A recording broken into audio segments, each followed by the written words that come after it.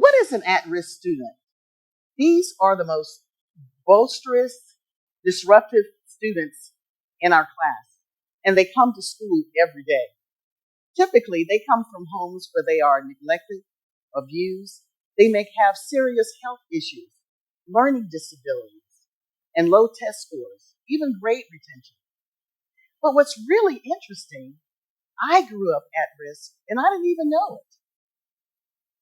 At the age of 9 years old, my parents would wake up me and my 6 siblings, we were girls, at 4 o'clock in the morning to take us to McDonald's restaurant to help my father clean. He was the maintenance man. And my job was to sweep the parking lots and clean the bathrooms.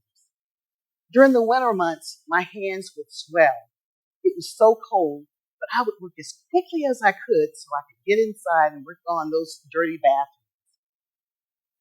After work, my father would take us back home just in time to get dressed, eat breakfast, and catch the bus to school. After school, we would come home, change our clothes, do our homework, and my mother would rendezvous to where my father was so that we could help him wash windows at restaurants and stores throughout Atlanta. Now, this routine continued until I was 15 years old. I resented working so hard, especially as a girl. But as I matured, I realized that I was helping my family. Still, I felt that I was missing out on fun things that teenagers my age were experiencing, despite the fact that we didn't even get an allowance for all the hard work we did. Little did I know that years later, I would be working with students that had similar life experiences. I've taught hundreds of students, from kindergarten to high school, from gifted to severe and profound. And what I found that's common among all of these students is that they have trouble building relationships with their teachers. And as a result of that, most either fail or drop out of school, mostly due to the lack of skills to deal with the added layers of psychological damage from poverty and neglect and drug abuse, physical abuse, mental abuse, which some of these students experience before they come into the classroom every single day.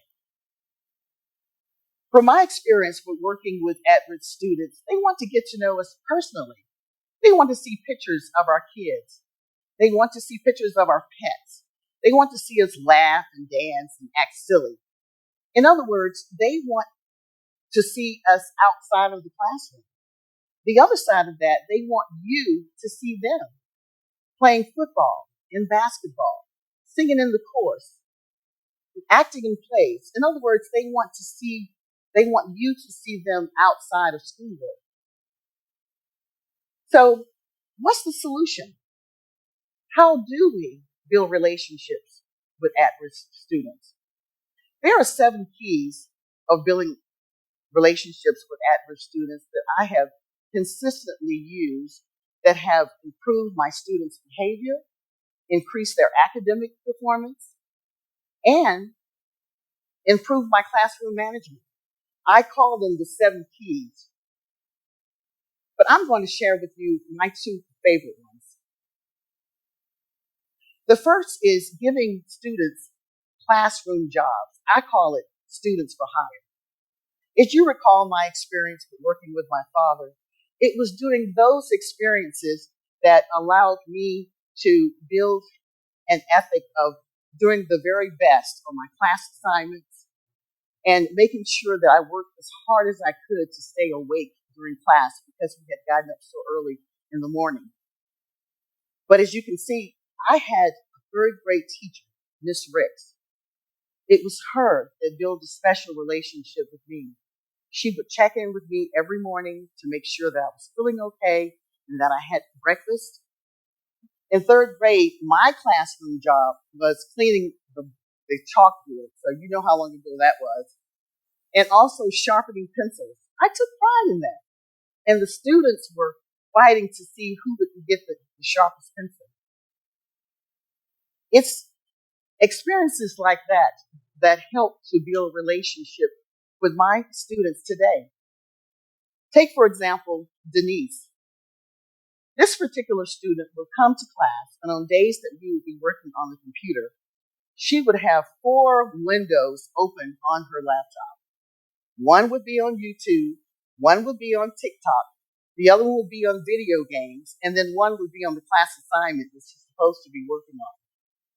Whenever I would walk by her, she would quickly minimize those screens and pretend to be working. So one day, I pulled her aside and I said, Denise, how would you like to be the technology manager for the classroom?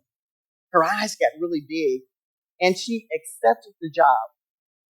So what I did, I gave her a checklist and made sure that she understood all the things that she needed to do in order to take on that particular job.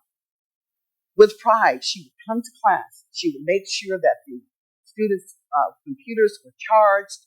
She would make sure that the LD screen was pulled down and was ready for the lesson. She would make sure that my camera was connected to my laptop so I could display lessons on the board. The students were amazed on how skilled she was with technology. And also, they were very surprised on how she was able to troubleshoot their problems and even my problems at times with the computer. Needless to say, Denise's behavior changed. She became more focused on her work because at the end of the week, she was granted extra time to play computer games. Her whole attitude changed. She became more focused on her work. The students looked at her as not the troublemaker in class that slowed down the lesson. They looked at her as an expert.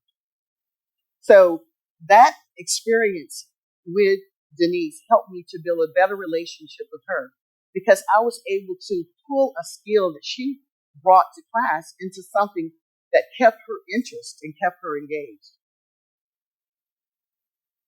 Another key is being consistent. I often wonder how my mother, who had 8 children, 7 sisters, remember the siblings, and I used to go work with my dad, how she was able to make all 8 children feel that we were her favorite. She did this by building special relationships with each one of us. She would take turns to, number one, make sure that she was consistent in explaining the expectations of what she wanted us to do or learn. She was very patient in giving us the opportunity to learn the skills and make mistakes and reteach what she needed us to learn. And lastly, she created an opportunity for us to demonstrate what we had learned. And needless to say, we felt that we were on cloud 9 because we knew a certain skill that no one else in the family knew.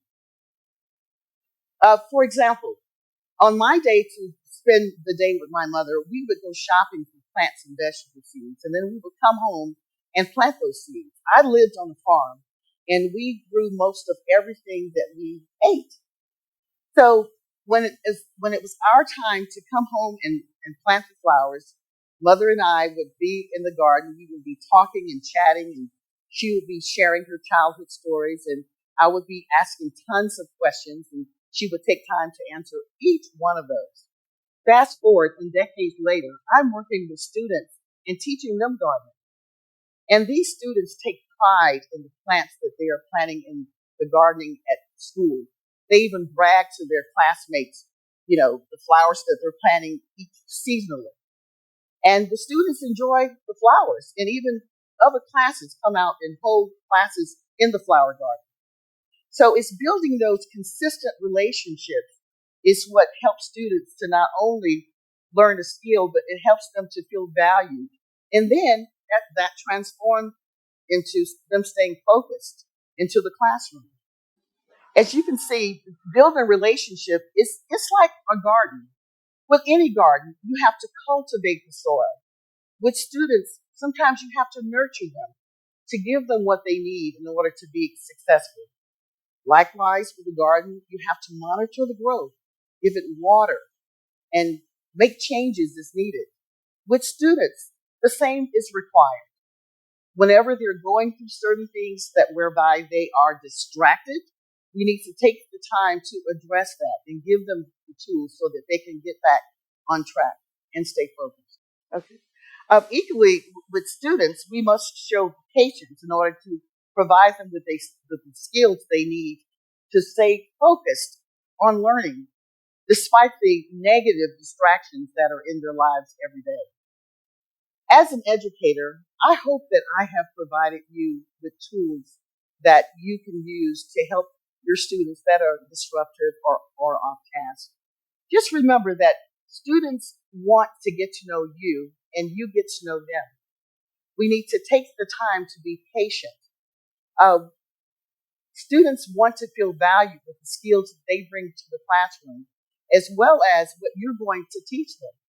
So we need to create opportunities so that we can allow them to use those skills in their learning. Not only will the students become more productive, their behavior will change, but also it will renew your love for teaching. It will be a win-win situation. Thank you.